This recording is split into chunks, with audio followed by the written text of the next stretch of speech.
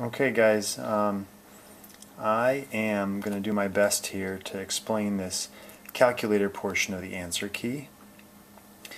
In problem number 6 we're finding the 1,000th term. If you recall, this is on our very first worksheet where we did quadratic regression.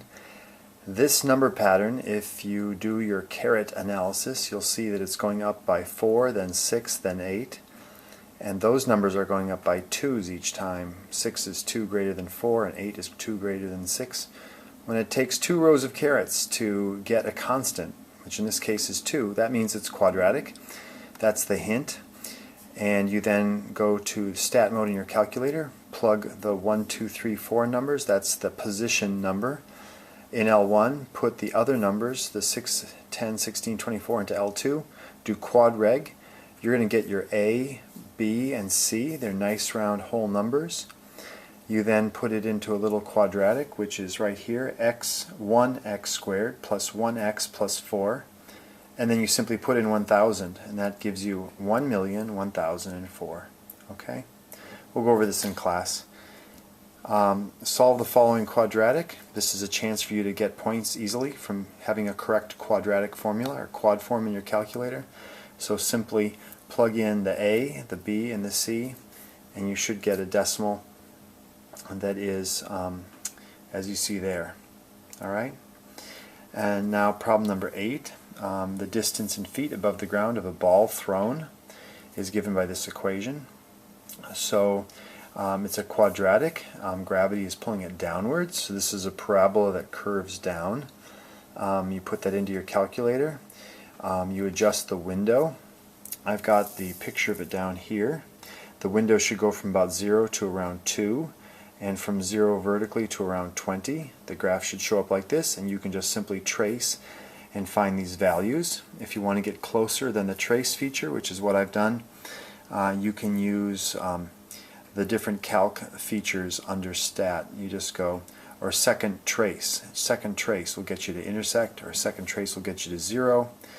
It'll answer all these questions for you. This one, most simply, because x is 0, you get y is equal to 6.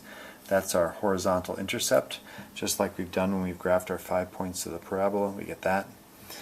When we want to find out when it's at this level of 6 feet again, we can trace till we get to 6 in the y, and we see that it's 1.75 seconds.